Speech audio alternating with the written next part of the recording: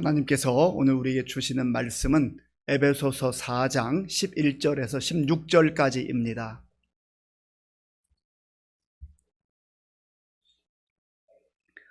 신약 성경 313쪽 에베소서 4장 11절에서 16절까지의 말씀을 교독하겠습니다. 그가 어떤 사람은 사도로, 어떤 사람은 선지자로, 어떤 사람은 복음 전하는 자로, 어떤 사람은 목사와 교사로 삼으셨으니 이는 성도를 온전하게 하여 봉사의 일을 하게 하며 그리스도의 몸을 세우려 하심이라. 우리가 다 하나님의 아들을 믿는 것과 아는 일에 하나가 되어 온전한 사람을 이루어 그리스도의 장성한 분량이 충만한 데까지 이르리니 이는 우리가 이제부터 어린아이가 되지 아니하여 사람의 속임수와 간사한 풍조에 온갖 교훈의 풍조에 밀려 요동하지 않게 하려 함이라. 오직 사랑 안에서 참된 것을 하여 범사에 그에게까지 자랄지라. 그는 머리니 곧 그리스도라. 그에게서 온 몸이 각 마디를 통하여 도움을 받음으로 연결되고 결합되어 각 지체의 분량대로 역사하여 그 몸을 자라게 하며 사랑 안에서 스스로 세우느니라. 아멘. 반갑습니다. 세월이 참 빠르네요. 한 해 한 해가 빨리 지나갑니다. 오늘 우리 교회 창립 63주년을 맞는 주일입니다. 1962년 11월 첫째 주일 5일에 우리 교회가 시작이 되었습니다. 오늘 우리 교회 63주년을 생각하면서 저도 지나온 세월을 한번 믿음 안에서 이렇게 돌아보았습니다. 제가 가장 오래 기억되는 나의 그 기억은 만 4살 때인 것 같아요. 6.25 전쟁이 끝나고 1953년 7월 27일 휴전이 됐습니다. 우리 고향 할아버지 집에 이제 피난 갔다가 끝나고 이렇게 나올 때의 그 모습이 기억이 납니다. 마차에다가 소구루마에다가 장롱을 싣고 이렇게 개울을 건널 때 그 모습이 제게 가장 오랜 기억입니다. 그리고는 이제 그 6.25 전쟁으로 폐허가 된 그런 집들 또 학교들을 건설하는 모습이 제 어린 기억에 나는데 이제 1960년 제가 초등학교 5학년 때입니다. 4.19 혁명이 일어난 때입니다. 저는 그때 천안동고 아버님이 교사였기 때문에 관사에서 생활하면서 우리 학생들, 그 고등학생들이 이마에 띠를 띠고 천안 그 경찰서 역전 앞으로 나가는 구호를 외치면서 나가는 그런 모습들. 그리고는 1961년에 5.16 군사혁명. 저는 그때 이제 초등학교 6학년. 1960년 하면은 바로 우리 교회가 창립된 해인데 제가 그때는 중학교 1학년 때입니다. 정말 우리 역사적인 그 과정을 본다고 하면 지난 63년이라고 하는 우리 세월 가운데 우리가 겪었던 나라의 격변의 모습들을 우리는 지켜본 분들이 많이 있습니다. 저는 오늘 이 설교를 준비하면서 우리나라의 선교의 역사에 대해서 다시 한번 돌아볼 수 있는 기회를 가져보았습니다. 1885년 언더우드 선교사와 아펜셀러 선교사가 부활절 때에 인천으로 들어와서 우리나라의 선교가 시작이 되었습니다. 우리나라에 전파된 복음을 받아들였던 선조들의 변화된 삶, 그 삶이 오늘의 우리 한국을 이루었고 경제적으로 또 정치적으로 민주화를 이루는 그러한 바탕이 되었음을 저는 바라보게 됩니다. 유엔에 가입되어 있는 회원국이 193개 나라입니다. 193개 나라. 근데 그 193개 나라 가운데에 땅의 면적으로 따져볼 때 우리나라는 109번째입니다. 적은 나라죠. 적은 나라입니다. 그리고 인구는 지금 5,100만 명, 약 5,100만 명으로 세계 그 193개 나라 중에 28위에서 30위 사이에 들어갑니다. 결코 큰 나라가 아닙니다.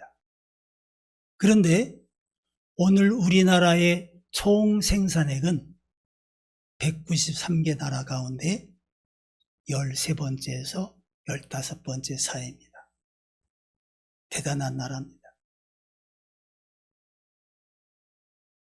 193개 가운데 13번째 나라, 그러한 나라가 되었습니다. 최근에 군사력을 얘기하죠. 몇이라고 얘기합니까?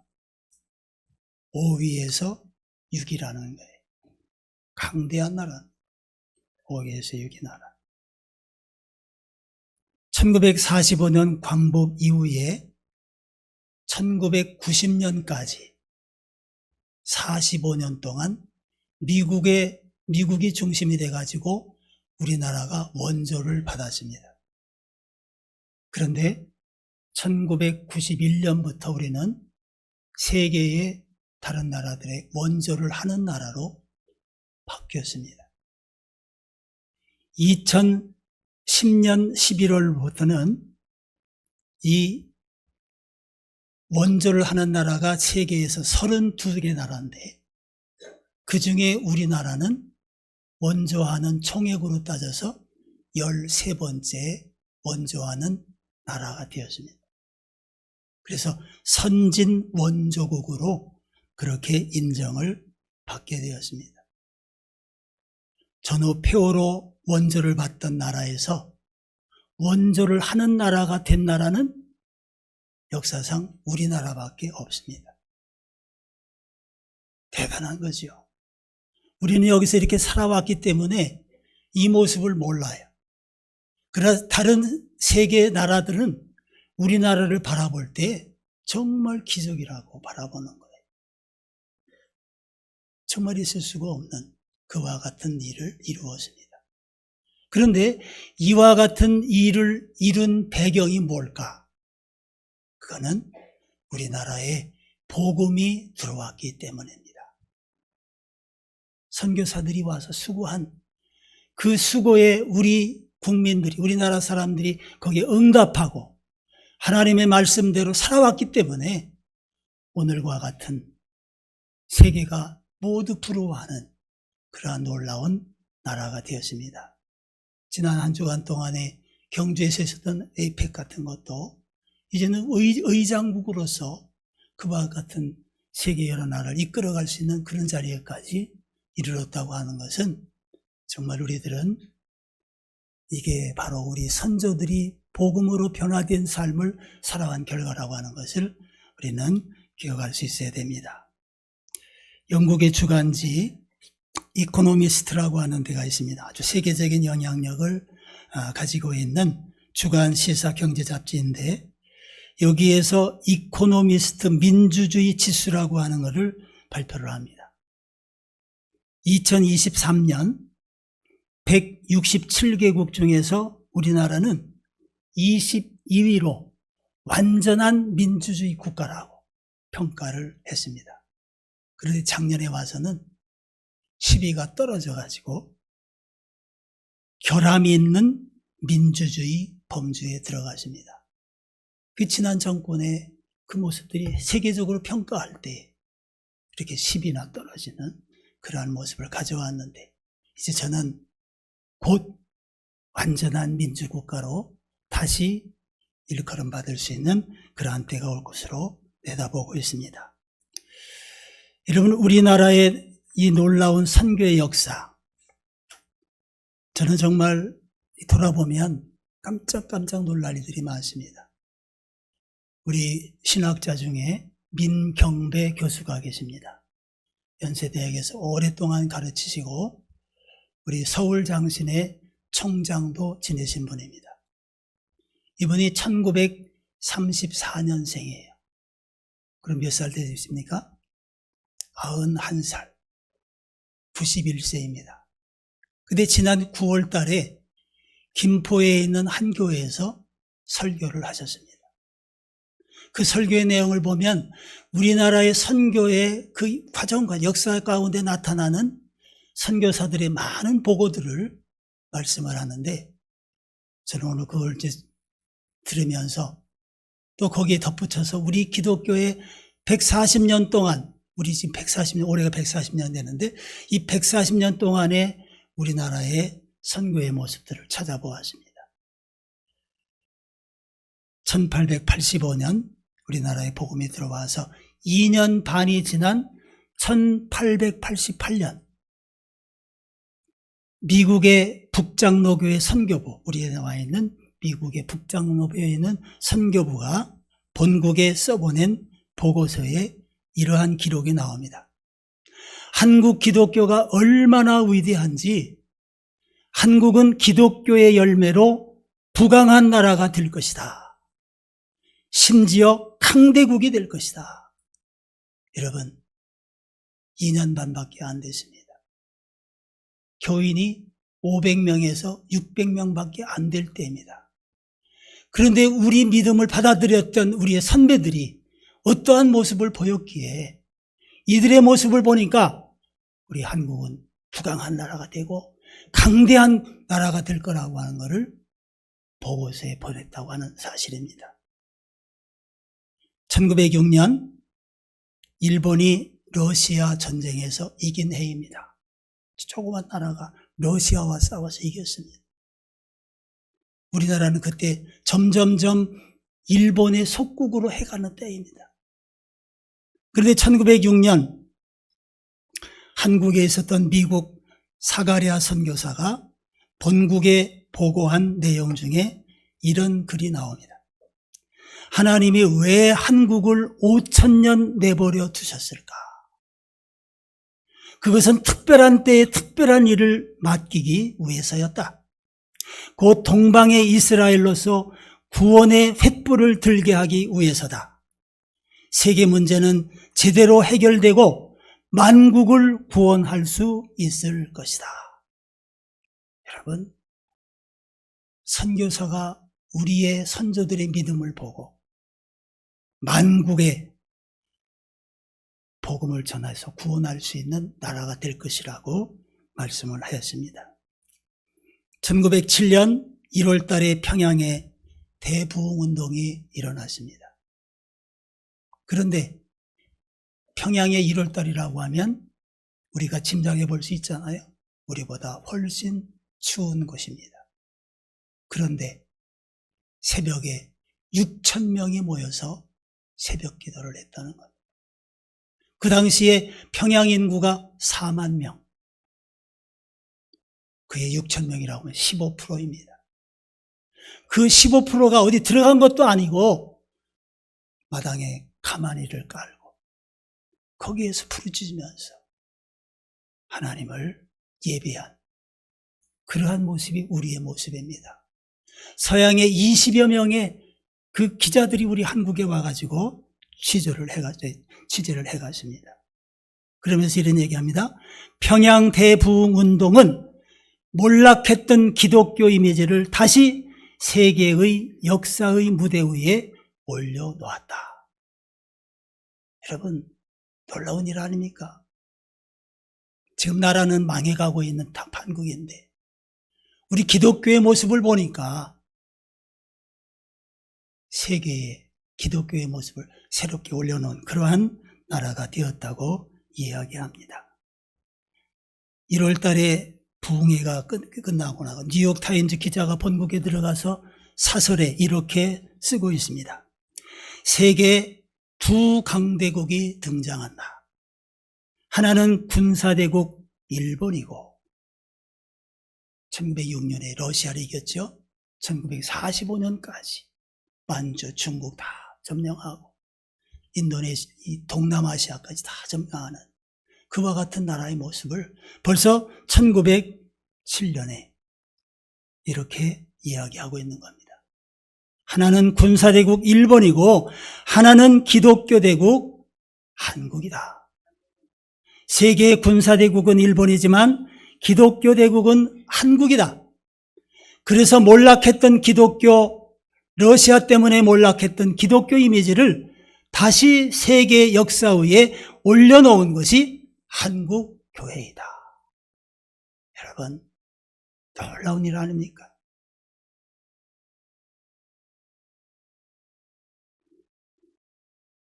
주요 세계 열강들의 그 언론들이 평양 대부흥운동을 가리켜 이렇게 얘기합니다. 사도시대 이후 처음 있는 일이다. 여러분, 평양 대부흥운동이 사도시대 이후 처음 있는 일이라는 거예요. 1900년 만에 처음 있는 일. 그게 바로 우리 평양에서 있었다고 하는 겁니다. 1907년 9월 17일 평양 장대현 교회에서 한국 장로교 동노회가 조직이 됩니다. 1906년이라고 하면 벌써 일본이 부산에서부터 신의주까지 철도를 놓았습니다. 그러나 이걸 이용할 수 있는 그러한 지역은 제한되어 있습니다. 저 멀리 함경 북도, 평안북도, 또는 황해도, 강원도, 호남, 전라도 이런 데서 평양까지 가려면 어떻게 가겠습니까? 달구지 짐을 싣고 걸어서 거기까지 간 거예요. 1907년은 우리나라의 정미조약이 일본과 맺어집니다. 점점 우리를 옥죄어오는 그와 같은 때입니다. 그런데 이때에 1907년 한국 장로교 동노회 그 식장에 가면 만국기가 걸려 있었다는 거예요. 만국기가. 그리고 믿음의 선배들이 그 회의록 제일 첫 시작이 이렇게 됩니다. 천국의 복음을 천하에 전하여 만민의 영혼을 구원할지라. 여러분, 나라는 점점 망해가는데 우리 믿음의 선조들은 주님의 복음을 통해서 만국을 구원할 꿈을 가지고 있었던 모습을 보여주고 있는 것입니다. 1910년 우리가 일본에 합병당한 때입니다. 1885년으로부터 25년이 되는 해입니다. 그런데 25년 이 주년 때에 어떤 일이 일어나면 한국 장로교 대회가 있었던 해입니다. 대한예수교 장로회가 이제 공식적으로 출범을 할 때입니다. 그러니까 선교 25년 만에 우리나라의 대한예수교 장로회 총회가 시작이 됩니다. 그런데 이 내용을 보면서 세계가 뭐라고 평가하냐면 한국은 세계 기독교의 기수국가다. 한국은 세계 기독교를 이끌어가는 기수국가라는 거예요. 이끌어가기만 하는 게 아니라 후배들에게 잘 물려줄 것이고 빛낼 것이고 하는 이 모든 것들을 이제 앞으로 한국이 기수 역할을 하겠다고 하는 그러한 평가를 하고 있는 것입니다. 기독교가 세계 도처에 퍼져 있지만 전 세계 기독교인들이, 기독교의 리더들이 함께 모였던 것은 1910년 영국의 스코틀랜드 에딘버러에서 처음 모임을 갖게 됩니다. 그런데 그 회의 결론 부분에 이런 말이 나옵니다. 기독교는 온 세계에 퍼져서 온 세계가 기독교가 될 수 있다. 그것은 한국을 보면 알 수 있다. 놀라운 이야기 아닙니까? 25년 선교를 맞이하는 한국의 모습을 보니까 온 세계가 기독교화 될 수 있다고 하는 그러한 미래의 모습을 세계 교회들이 평가해주고 있었던 것입니다. 1910년 우리 기독교인이 천주교와 개신교 합해서 37만 명입니다. 전교인 2200만 따지면 1.7%밖에 안 됩니다. 우리 국민 100명 가운데 2명도 되지 않는 기독교인이 있는 우리나라가 앞으로 세계교회를 이끌어가는 기수국가, 세계를 복음화할 수 있는 그와 같은 나라라고 하는 것을 세계 교인들이, 그 기독교가 바라보고 있었던 것입니다. 여러분, 1919년에 일어났던 3.1운동, 그 배경 가운데 우리 기독교가 큰 역할을 합니다. 기독교 학교, 교회 조직들, 이런 것이 바로 이 3.1운동을 온 전국에 전파하는 데 아주 앞장섰던 그와 같은 역할을 감당했던 것입니다. 3.1운동, 그 민족대표 독립선언서에 33명이 서명을 했습니다. 그 중에 16명이 우리 개신교 교인들이었습니다. 그 다음에 천도교가 15명, 불교는 2명밖에 안 돼요. 1.5% 정도밖에 안 되는 우리 한국의 기독교인들의 선배들인데, 이렇게 나라를 사랑하고 나라를 구하기 위해서 생명을 내놓는 그와 같은 일에 앞장섰던 모습을 우리들에게 보여주고 있습니다. 1919년 임시정부 수립하는 데도 적극적으로 참여했습니다. 그리고 신사참배운동을 거부하는 일 끊임없이 했습니다. 1945년 8월 15일 강복 이후에 9월 9일부터 48년 8월 15일까지 한 3년 동안, 그때는 미 군정이 우리나라를, 남한을 다스렸습니다. 남한. 그때의 행정 고문의 54.5%가 개신교 신자였습니다. 100명 가운데 그저 한 1.5명 정도 기독교인이 있을 때 그분들 가운데 나라를 이끌어가는 일에 이렇게 적극적으로 동참하는 모습을 보여줍니다. 1948년 정부 수립 시 초대 내각 21개 부서장, 장관급 21개 부서인데 그 중에 9부서가 우리 기독교인입니다. 그 중에 2사람은 목사님이셨습니다.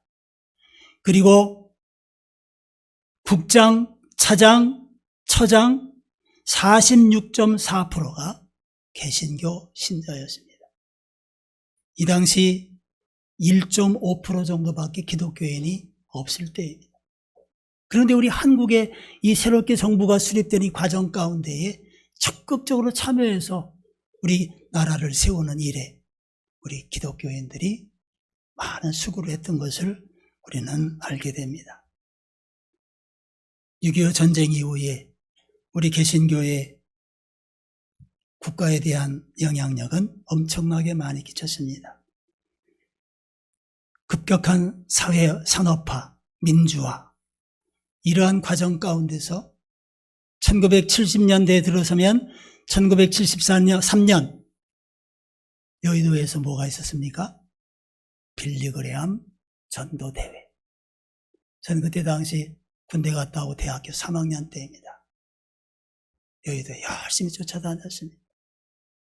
그 다음에는 CCG가 중심이 돼가지고 엑스폴로 74 이런 대회들이 우리 기독교인들을 아주 많이 성장시키는데 기여를 했던 그러한 운동들입니다. 1970년대 군부 독재가 장기가 되던 이런 때에도 의식 있는 우리 기독교인들, 목회자들, 청년들이 민주화 운동을 위해서 앞장서가지고 많은 고난을 당했습니다. 제가 대학교 때 같이 공부했던 친구도 가서 빨갱이라고 재판받는 모습도 보았습니다. 내가 고등학교 때 가르쳤던 서울대 학생도 또 빨갱이로 몰려서 재판받는 모습을 가서 보았었습니다. 그런 아픔들이 있었지만 그런 때에 우리 믿음의 사람들이 이렇게 많은 곳에서 일했던 모습들을 보게 됩니다.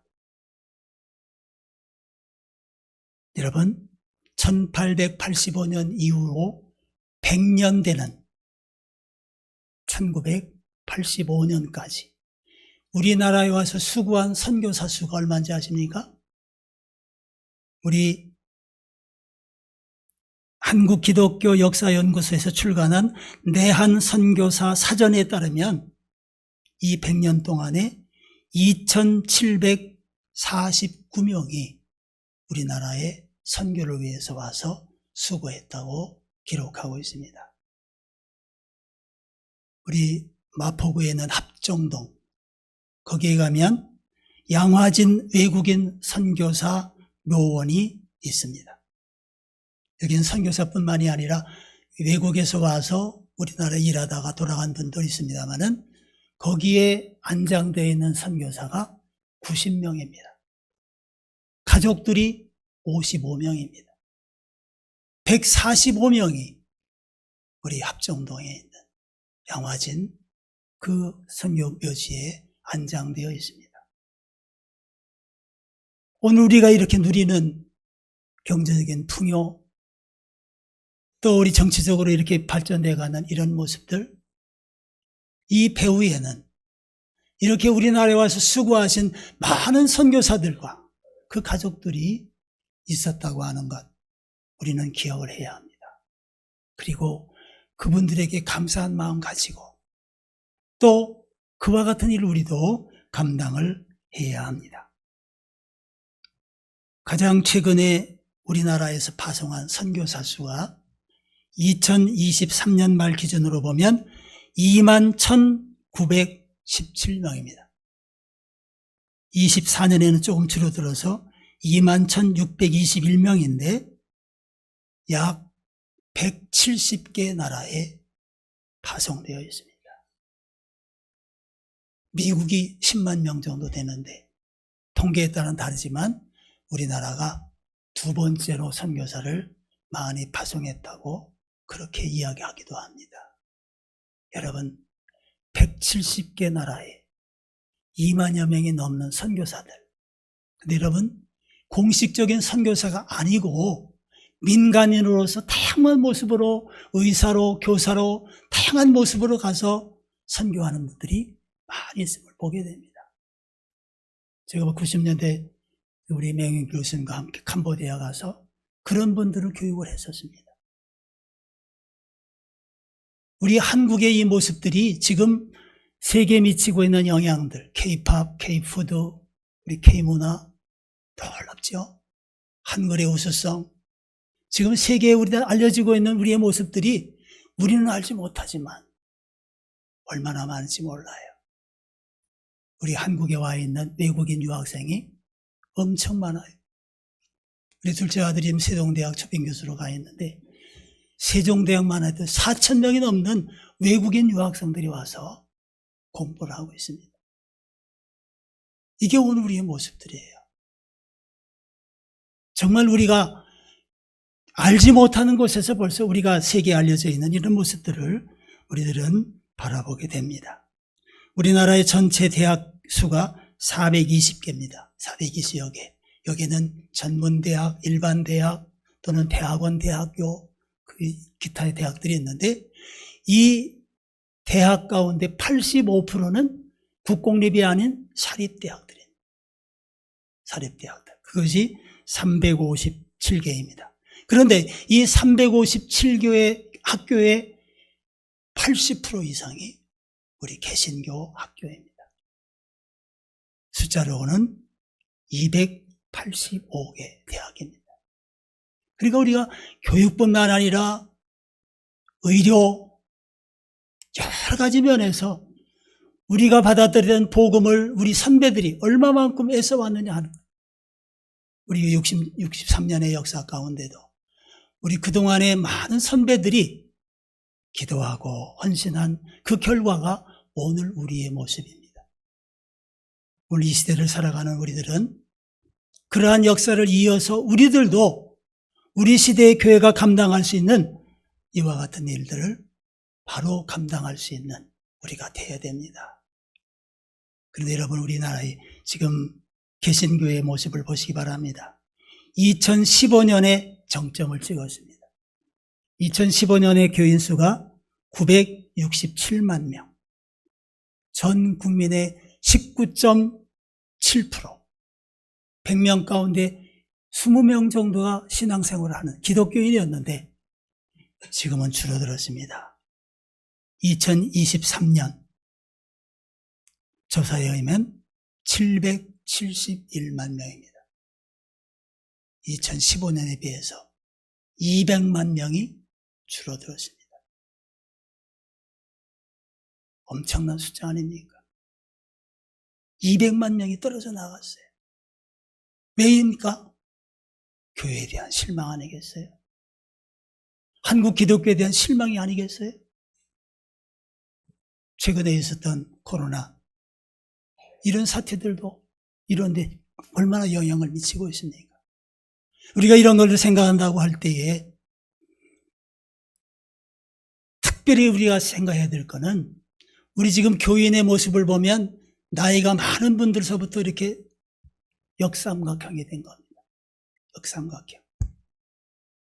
통계에 의하면 2023년 20대 개신교 교인 비율은 9%밖에 안 됩니다. 100명 가운데, 20대는 100명 가운데 9명만 기독교 신앙을 가지고 있는 거예요. 30대는 11% 수준입니다. 10년 전에 비해서 반으로 떨어졌습니다. 여러분, 우리 여기 앉아 계신 분들은 다음 세대를 위해서 기도해야 합니다. 우리 다음 세대를 위해서.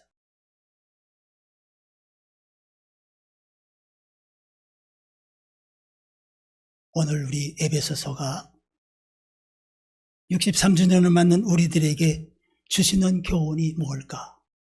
함께 찾아보려고 합니다. 교회는 그리스도의 몸이라고 말씀합니다. 머리는 예수 그리스도. 예수님이 머리가 되시고 교회는 그의 몸이라고 이야기합니다. 그 몸을 이루는 게 누구입니까? 그 몸을 이루는 게 바로 우리 성도 한 사람 한 사람입니다. 우리가 몸을 한번 생각해 보세요. 우리 한 지체가 고장이 나면 그것 때문에 온몸이 같이 병원에 가야 되고 온몸이 고통을 당하지 않습니까? 저도 이 나이가 들어가면서 시력이 점점 떨어져요. 그래서 오늘 이렇게 더 안경을 쓰고 나왔는데 병원에 가보니까 망막에 이상이 있다는 거예요. 책 보기가 힘들어요. 글쓰기가 힘들어요. 여러분, 이렇게 역사는 흘러가면서 변하는데 우리 기독교의 신앙은 대대를 이어서 정말 우리가 한국의 세계 역사의 기수가 되는 교회 역할을 하려고 하면 우리는 우리만이 아니라 우리 다음 세대에 대해서 정말 관심을 가지고 정말 사랑을 베풀 수 있는 그러한 것이 되어야 됩니다. 예전에는 부모가 신앙생활을 하지 않으면 안 해도 교회 나온 사람이 많이 있었어요. 우리 어린 시절 보세요. 교회 안에 가득 바글바글 했습니다. 근데 요즘에는 부모가 믿지 않는 자녀들로 교회에 나오는 아이들이 아주 적습니다. 이런 걸 생각하면서 오늘 이 본문에서 우리들에게 주시는 교훈의 말씀을 한번 찾아보자 합니다. 우리 오늘 핵심은 건강한 교회가 되어야 되겠다 하는 거죠. 건강한 교회. 건강한 교회가 되려고 하면 세 가지 성장의 원리가 있습니다. 첫 번째는 11절, 12절에 나오는 말씀 가운데 나타납니다. 11절입니다. 그가 어떤 사람은, 그가 누구겠어요? 하나님 또는 예수님이겠죠. 어떤 사람은 복음 전하는 자로, 어떤 사람은 목사와 교사로 삼으셨으니 이는 뭐예요? 이는 왜 이와 같은 복음 전하는 자, 목사와 교사를 세웠는가? 그 이유를 얘기하는 거죠. 성도를 온전하게 하여 봉사의 일을 하게 하며 그리스도의 몸을 세우려 하심이라. 여러분, 이 초기 교회에 있었던 복음 전하는 자, 사도, 어떤 사람, 목사와 교사, 이분들이 있는 이유는 뭐냐면 우리 성도 한 사람 한 사람을 온전하게 하기 위한 것입니다. 그 온전하게 하면 어떤 온전함이? 그리스도의 장성한 분야가 자라가는 거죠. 그런데 여러분, 한번 잘 생각해 보세요. 운동 경기장에서 주인공이 누구예요? 운동장에 가면 코치도 있고 감독도 있고 심판도 있고 관중도 있고 운동선수도 있어요. 누가 주인공이에요? 선수들이잖아요. 선수들이에요. 아무리 감독, 코치가 훌륭해도 선수들이 일사불란하게 움직여주지 않는다고 하면 승리할 수가 없는 거예요. 그럼 우리 교회의 주인공은 누구예요? 성도들입니다. 우리 한 사람 한 사람이 바로 교회의 주인공들이에요. 우리 초기교회에 있었던 이 복음 전하는 자, 목사와 교사, 이분들이 누구예요? 오늘날 보면 목회자들이죠. 목사님들, 전도사님들, 이분들이 바로 우리 성도들을 위해서 존재하는, 우리 성도들을 온전하게 하기 위해서 하는 거예요. 그분들이 주인이 아니에요. 교회를 세워가는 주인은 목회자가 아니에요. 우리 교인들이 잘못 생각하고 있어요. 우리 교인들은 목회자를 도와서 돕는 일을 하는 줄 착각하고 있어요. 교회 세워가는 분은 목회자가 하는 걸로 착각하고 있어요. 바뀌어야 되는 거예요. 우리 생각이 바뀌어야 됩니다. 내가 바로 주인공이다. 내가 바로 서 있지 못하면 예수님께서 얼마나 마음 아파하시겠어요. 우리는 내가 바로 성장해야 될 주인공이라고 하는 것을 기억해야 됩니다. 그리고 목표는 어디냐? 그리스도의 장성한 분량에까지 자라가야 되는 거예요. 이거를 온전한 사람이라고 말씀합니다. 근데 이 온전한 사람이 되려고 뭐 필요하냐? 하나님을 믿는 일에 하나가 되어야 되고 아는 일에 하나가 되어야 되는 거예요. 우리가 친정을 해야 되면 하나님을 안다고 하는 게, 예수님을 알고 하나님을 안다고 하는 게 뭐예요? 내가 구원받았다고 하는 이 사실을 알아야 되는 거예요. 근데 이거는 실제적으로 내가 예수 그리스도 하나님 성령님을 인격적으로 만나지 못하면 지적으로만 아는 거예요. 지적으로만. 어떻게 해야 되겠어요? 우리는 하나님의 말씀을 열심히 배워야 합니다. 우리 디모데후서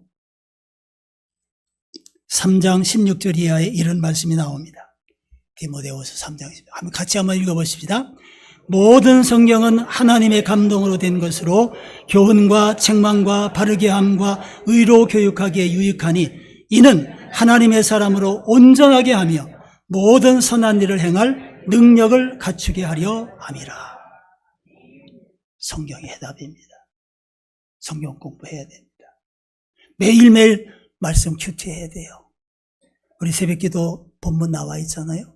그 말씀 가지고 교회에 나오지 못한다고 하면 씨름해야 됩니다. 모르면 어떻게 돼요? 목회자들한테, 믿음의 선배들한테 물어봐야 되죠.